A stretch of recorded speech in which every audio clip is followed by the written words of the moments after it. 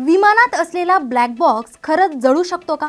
विमान अपघातानंतर ज्या ब्लॅक बॉक्सला सगळ्यात महत्त्वाचा पुरावा समजलं जातं, तो खरंच नष्ट होऊ शकतो का? असे कितीतरी प्रश्न अजितदादांच्या अपघातानंतर उपस्थित झाले. अजित पवारांच्या अपघातानंतर आमदार रोहित पवारांनी ब्लॅक बॉक्स बाबतही त्यांनी शंका व्यक्त केल्या आहेत. मात्र या ब्लॅक बॉक्सचा नेमका विषय आहे तरी काय? याबाबत जाणकारांचं मत काय? हा ब्लॅक बॉक्स खरंच नष्ट होऊ शकतो का? अशा सगळ्या प्रश्नांची उत्तरं आज आपण जाणून घेणार आहोत. त्यासाठी हा व्हिडिओ शेवटपर्यंत पहा. नमस्कार, मी कोमल शेलार आणि तुम्ही पाहताय न्यूज 18 मराठी. अजित पवार यांचा 28 जानेवारी 2026ला विमान अपघात झाला. बारामतीकडे जात असताना त्यांचा हा भीषण अपघात झाला आणि या अपघातात महाराष्ट्राने एक महत्त्वाचा चेहरा गमावला. या अपघातानंतर राज्याच्या राजकारणात प्रचंड खळबळ उडाली. त्यानंतर आमदार रोहित पवारांनी पत्रकार परिषद घेत अनेक धक्कादायक प्रश्न उपस्थित केलेत. रोहित पवारांच्या मते हा अपघात नसून घातपात असावा अशी शंका सुद्धा त्यांनी उपस्थित केली. आणि अशातच आता ब्लॅक बॉक्स हा जळाला आहे अशी माहिती समोर आली. ब्लॅक बॉक्स जळू कसा शकतो आणि तो भारताबाहेर का पाठवला जातो असा सवाल आता आमदार रोहित पवार यांनी उपस्थित केलाय. पण नेमका हा ब्लॅक बॉक्स आहे तरी काय? त्यात असतं तरी काय? त्यात विमानातील शेवटच्या हालचाली कशा कैद होतात? ब्लॅक बॉक्स खरंच नष्ट होऊ शकतो का? हे सगळं काही समजून घेऊयात. ब्लॅक बॉक्स हा प्रामुख्याने काळा रंगाचा नसून तो साधारणपणे नारंगी किंवा निळा असतो, जेणेकरून तो अपघातस्थळी सहज दिसावा. आता ब्लॅक बॉक्स इतका महत्त्वाचा का असतो बरं? तर विमान अपघाताच्या तपासात 90% निष्कर्ष ब्लॅक बॉक्स डेटावर आधारित असतात. ब्लॅक बॉक्समुळे मानवी चूक, यांत्रिक बिघाड, हवामान किंवा घातपात यातील फरक स्पष्टपणे समजू शकतो. ब्लॅक बॉक्समध्ये 2 महत्त्वाचे पार्ट्स असतात.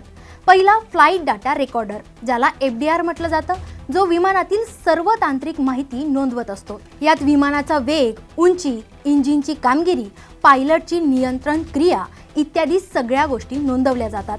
आणि दुसरा म्हणजे कॉकपिट व्हॉइस रेकॉर्डर, ज्याला CVR म्हटलं जातं.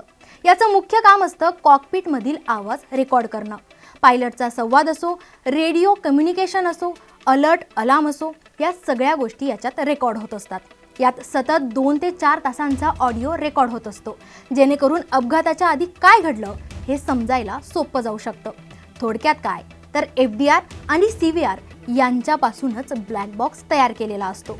ब्लॅक बॉक्स हा सहसा विमानाच्या शेवटच्या भागात म्हणजेच टेल सेक्शनमध्ये बसवला जातो, कारण विमान अपघातात शेवटचा भाग हा पुढील भागाच्या तुलनेत सुरक्षित राहतो.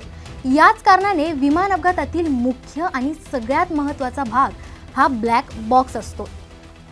आता याबाबत जेव्हा AI ला विचारलं गेलं तेव्हा AIच्या मते ब्लॅक बॉक्स जळू शकतो, पण तो सहसा जळत नाही. त्याचे जळण्याचे चान्सेस हे खूप कमी असतात. विमानतज्ज्ञ आणि अपघात तपास करणाऱ्या अधिकाऱ्यांच्या मते ब्लॅक बॉक्स अत्यंत मजबूत आणि उष्णतारोधक बनवलेला असतो. तो अग्नी, प्रचंड धक्का, दाब आणि पाण्यात बुडाल्यानंतर सुद्धा डेटा टिकवू शकतो. पण मग खरंच ब्लॅक बॉक्स जळू शकत नाही का? तर असं अजिबात नाहीये. ब्लॅक बॉक्स जळू शकतो, पण ते खूप कमी प्रमाणात होतं. ब्लॅक बॉक्स पूर्णपणे जळणे हे खूप दुर्मिळ आहे, पण प्रचंड आग, दीर्घकाळ जळणे किंवा भौतिक विध्वंस झाल्यास डेटा नष्ट होऊ सुद्धा शकतो. बहुतेक अपघातांमध्ये डेटा सुरक्षित राहतो आणि तपासासाठी मिळतो सुद्धा. ब्लॅक बॉक्स खूप मजबूत असतो. ब्लॅक बॉक्सचं बाह्य कवच हे 1100 डिग्री सेल्सिअस इतक्या प्रचंड आगीत 1 तास टिकू शकतं आणि 260 डिग्री सेल्सिअस तापमानात तो 10 तास टिकू शकतो. 3400 ग्रॅव्हिटीपर्यंत धक्का सुद्धा तो सहन करू शकतो. त्यासोबतच 6000 मीटर समुद्र खोलीचा दाब आणि 30 दिवस पाण्यात लोकेशन सिग्नल सुद्धा हा ब्लॅक बॉक्स देऊ शकतो. मग ब्लॅक बॉक्स भारताबाहेर का पाठवतात बरं? भारतात सर्व प्रकारचे डेटा रिकव्हरी लॅब उपलब्ध नाहीयेत. निर्माता कंपनीकडे विशिष्ट डिकोडिंग तंत्रज्ञान असतं. पण अशा केसेसमध्ये जर ब्लॅक बॉक्स सापडलाच नाही तर अशा वेळी रडार डेटा, ATC रेकॉर्ड, उपग्रह डेटा, इंजिन निर्माता डेटा आणि मलबा विश्लेषण यांच्या आधारे सुद्धा माहिती मिळवता येते. मग याआधी कधी ब्लॅक बॉक्स जळाल्याच्या घटना घडल्या आहेत का बरं? तेही जाणून घेऊया. 2009 मध्ये अटलांटिक महासागरात एअर फ्रान्स फ्लाईट 447 याचा अपघात झाला होता. हे विमान महासागरात पडलं होतं.